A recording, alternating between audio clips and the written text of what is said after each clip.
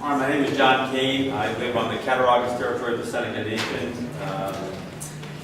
And I want to thank you for giving me the opportunity to speak to you and address what I think is an issue that many townships and cities are at least beginning to tackle, which is the Columbus Day, the myth of Columbus, and what I want to do is make a case for dropping Columbus Day. So if you'll indulge me, I'd like to cover, and it fits right in with some of what your guests or your honorees have talked about in terms of trying to get past some of the vitriol and the hate that's out there. So I'll go ahead.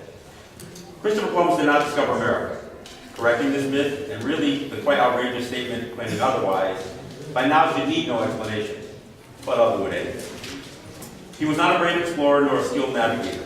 He sailed in pursuit of wealth and riches, not out of some dashing explorer spirit. He proposed this speculative voyage specifically for a payoff for him and for Spain. And that point seems to be missed by all the Italian-American fanatics. He didn't sail for Rome or Italy, but for Spain. He was neither the pride of Italy, nor did he attempt in any way to secure a place in history for Italians or Italian-Americans. In fact, he would make one of his last voyages back to Spain in chains for his crimes and abusive behavior. He was neither recognized as a hero by any of his contemporaries or the European countries he was associated with. He miscalculated the size of the earth by almost half. The intent of his voyage failed, and he misjudged that voyage by 2 oceans and a continent. In fact, he was closer to his intended destination before he set sail for Spain. He actually never reached any of the continental mainland, and certainly never set a foot on any land claimed by the United States, which further makes his celebration that much more absurd. His discovery began the transatlantic slave trade, which is among the most tragic periods of world history. It resulted not only in the equally tragic American genocide, but the immediate massacre and exploitation of the indigenous populations he encountered.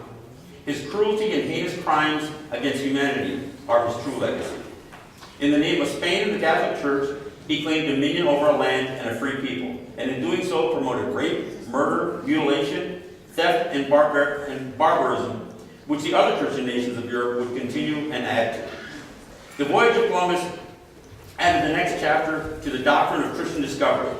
This racist church doctrine, rejected by international law today, is still embedded in U.S. law, and was specifically cited as recently as 2005 by Ruth Bader Ginsburg.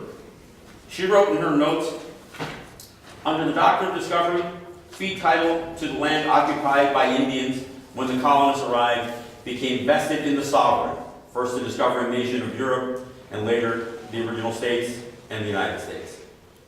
The world still has failed to reckon with the crimes of Christopher Columbus or his true legacy, and instead has spent the last century celebrating him.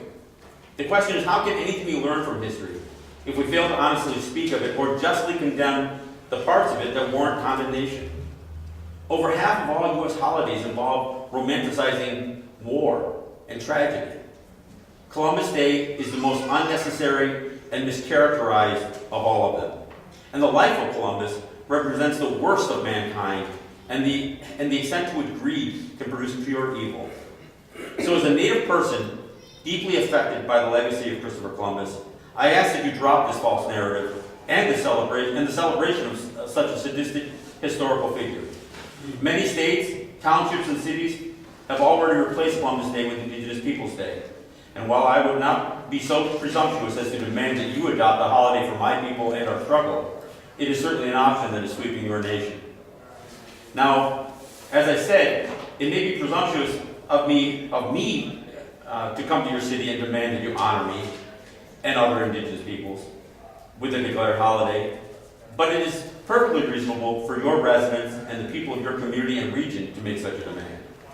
Every person of color, every immigrant, every person discriminated against for their beliefs, national origin, and background, as well as the Indigenous people across Turtle Island, have all experienced the negative impacts of the superiority and white supremacy that sailed with Columbus, stayed long after his death, and remains today. Celebrating this historic figure and the false narrative associated with him perpetuates that.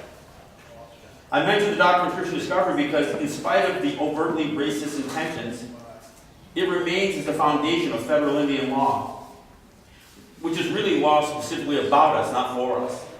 The UN Declaration on the Rights of Indigenous People affirms that all doctrines, policies, and practices based on or advocating superiority of peoples or individuals on the basis of national origin or racial, religious, ethnic, or cultural differences are racist, scientifically false, legally invalid, morally condemnable, and socially unjust. I would argue that celebrating Christopher Columbus in the manner that has been done is a practice that advocates superiority and praises the methods used in advancing white supremacy. The narrative praised and advanced by this holiday is racist, scientifically false, legally invalid, morally condemnable, and socially unjust. A change in the name and the purpose of this holiday could seize on the UN Declaration on the Rights of Indigenous Peoples and raise awareness to this internationally declared minimum standard for survival and dignity and well-being of Indigenous peoples all over the world, a standard the U.S. still fails to meet. Thank you. I'm John Kane, and I host a show on WBAI. I am Mohawk. I live on the Cattaraugus River of the Seneca Nation. And again, I thank you for your time and your consideration.